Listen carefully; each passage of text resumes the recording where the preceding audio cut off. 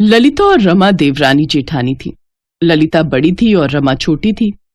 ललिता स्वभाव की बहुत ही चालाक थी, जबकि रमा बहुत सीधी सादी थी। एक दिन ललिता का पति नरेश और रमा का पति सुरेश दोनों दूसरे गांव गए हुए थे। रास्ते में वो एक बकरी खरीद कर ले आए। अरे, तुम बकरी भी ऐसी खरीद कर लाए हो जो गर्भवती है। तुम्हें पता भी है इसको खिलाने में कितना खर्चा आएगा। अरे, कोई छोटा बकरी का बच्चा ले आते तो उसे पाल पोस कर किसी को बेच देते, पर तुम हो कि गर्भवती बकरी उठा लाए हो, पैसे भी बेकार कर दिए। कोई बात नहीं ललिता, अब ले आए हैं तो रख लो, ज्यादा खाने पीने को मत देना। कुछ टाइम बाद इसके बच्चे पैदा होंगे तो उन्हें बेच देंगे। अभी कुछ समय तक थोड़ा बहुत खिला पिला देना। हाँ, और क्या, हम पागल थोड़ी हैं जो इस गर्भवती बकरी को खिलाएंगे पिलाएंगे। रमा और सुरेश दोनों की बातें सुन रहे थे। रमा, हम ऐसा नहीं करेंगे। अगर भैया भाभी इसे कुछ खाने को नहीं दे रहे तो हम इस बकरी का ख्याल रखेंगे। आज से हमारी बकरी का नाम चमेली है। तुम चमेली की खूब देखभाल करना। हाँ, आप ठीक कह रहे हो। बेचारी गर्भवती है, न जाने इसने कब से कुछ खाया भी है या नहीं। अब से मैं इसका पूरा ख्याल रखूंगी। भले ही मैं खुद भूखी रह लूंगी, पर मैं अपनी चमेली को कभी भूखा नहीं रहने दूंगी। उस दिन से ललिता और नरेश ने तो बकरी पर कोई ध्यान नहीं दिया, पर रमा और सुरेश बकरी की खूब देखभाल करते थे। रमा समय समय पर बकरी को खाने के लिए देती थी, जिससे बकरी बहुत खुश थी। वो रमा और सुरेश से बहुत प्यार करती थी। रमा, बस कर, कुछ दिनों बाद ये बकरी बच्चे देने वाली है। तेरे जेठ जी और मैंने दोनों ने सोच लिया है कि हम इस बकरी को किसी और को बेच रहे हैं। बेच रहे हो? पर क्यों? ये बकरी तो हमारी भी है ना, आप इसे कैसे बेच सकते हो? अरे, बात को समझ, हम इस बकरी को बेचकर खूब पैसे कमा सकते हैं। भगवान जाने इसके पेट में कितने बच्चे हैं, ठीक ठाक है भी या नहीं।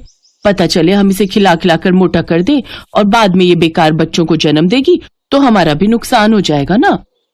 भविष्य किसने देखा है भाभी, ऐसे नहीं होता।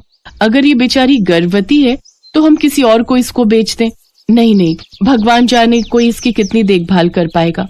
यहाँ तो ये हमारे पास सुरक्षित है, मैं इसे बेचने की इजाजत नहीं दूंगी। बकरी तो बिकेगी, चाहे अभी बिके चाहे इसके बच्चे होने के बाद। ये गलत बात है भैया। बकरी खरीदने के आधे पैसे मैंने भी दिए थे। हम बकरी को नहीं बेचेंगे। तो ठीक है, इस बकरी के जो भी बच्चे पैदा होंगे वो तुझे मुझे देने होंगे। हम बकरी का बंटवारा करेंगे। बकरी तेरे पास रहेगी और इससे पैदा होने वाले बच्चे हमारे पास।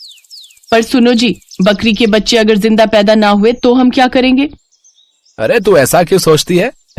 सारे बच्चे मरे हुए थोड़ी पैदा होंगे। जो भी जिंदा होंगे उन्हें हम महंगे दामों में बेच देंगे। ये एक बकरी है, 4-5 बच्चे पैदा होंगे तो ज्यादा कमाई होगी, समझ गई? मैंने जो बंटवारा किया है बिल्कुल सही किया है। सुरेश और रमा को पता था, अगर उन्होंने बंटवारे की इस बात को नहीं माना तो ललिता और नरेश उनकी बकरी चमेली को बेच देंगे। इसलिए वो चुप रहते हैं और समय का इंतजार करते हैं। पर जब से चमेली ने बंटवारे की बात सुनी थी तब से वो उदास हो गई थी। वो कुछ भी खा पी नहीं रही थी। चमेली मन ही मन अपने आप से बातें करती थी। नरेश और ललिता ये दोनों कितने बुरे हैं, मेरा बंटवारा कर दिया। मेरे बच्चे पैदा होकर मुझसे हमेशा के लिए अलग हो जाएंगे। मैं अपने बच्चों के बिना कैसे रहूंगी? मैं अपने बच्चों के बिना नहीं जी सकती। सुनो जी, हमारी चमेली पिछले 2 दिन से कुछ भी नहीं खा रही है। ऐसे तो ये कमजोर हो जाएगी।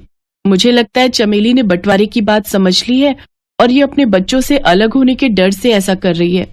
भैया और भाभी को बिल्कुल भी तरस नहीं आता इस बेचारी गर्भवती बकरी पर। अरे, इसके बच्चे दुनिया में तो आने देते, पहले ही बकरी का बंटवारा कर दिया। खिलाने की कोशिश कर, शायद कुछ खा ले। रमा बकरी को खिलाने की कोशिश करती है तो वो थोड़ा बहुत खा लेती है। अगले कुछ दिनों तक चमेली उदास रही।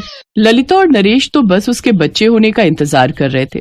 पर एक रात अचानक गांव के कुछ घरों में आग लग गई, जिस वजह से गांव के लोग इधर उधर भागने लगे। ललिता और नरेश ने अपने बच्चों को गोदी में उठाया और सामान बांधकर घर छोड़कर भागने लगे। किसी का ध्यान ही नहीं गया कि बकरी घर के पीछे वाले हिस्से में बंधी हुई है जहां आग लगी हुई थी। सुनो, वो बकरी तो घर के पीछे बंधी हुई है, उसे लेना तो भूल ही गए। अरे, कैसी बातें करती हो ललिता? तुम्हें बकरी की पड़ी हुई है। यहाँ अपनी जान बचाओ, वो पहले जरूरी है। मरने दो बकरी को, मरती है तो हमें अपनी जान बचानी है। चलो यहाँ से, चलो चलो। नरेश और ललिता अपने बच्चों को लेकर घर से बाहर भाग जाते हैं, पर सुरेश और रमा इंसानियत का फर्ज निभाते हैं। वो पूरी कोशिश करते हैं कि अपनी प्यारी बकरी चमेली को बचा सके और उनकी हिम्मत उनका साथ देती है। वो अपनी बकरी को आग से बचाने में कामयाब हो जाते हैं और कुछ दूर एक कच्ची झोपड़ी बनाकर रहने लगते हैं। कुछ समय बाद चमेली 4 बच्चों को जन्म देती है। ये बात जब ललिता और नरेश को पता चलती है तो वो उन बच्चों को लेने के लिए आ जाते हैं। सारी बात पंचायत में पहुंचती है। हमने पहले ही तय कर लिया था कि इस बकरी का बंटवारा होगा। ये बकरी इनके पास रहेगी और बच्चे हम अपने पास रखेंगे। पर अब सुरेश अपनी बात से पलट रहा है। अब आप सभी फैसला करो। आप सभी पंच परमेश्वर हैं। मैं आप सबको सही सच्चाई बताना चाहता हूँ कि कुछ दिन पहले जब हमारे घरों में आग लगी थी तो सबसे पहले भैया भाभी ही घर छोड़कर भागे थे। उन्होंने चमेली की जान की बिल्कुल भी परवाह नहीं की। हम दोनों ने ही चमेली को बचाया, वरना आज चमेली हमारे साथ ना होती, ये उस आग की चपेट में आ जाती। सुरेश बिल्कुल ठीक कह रहा है। अगर मुसीबत के समय सुरेश और रमा बकरी की जान न बचाते तो उसकी जान जा सकती थी।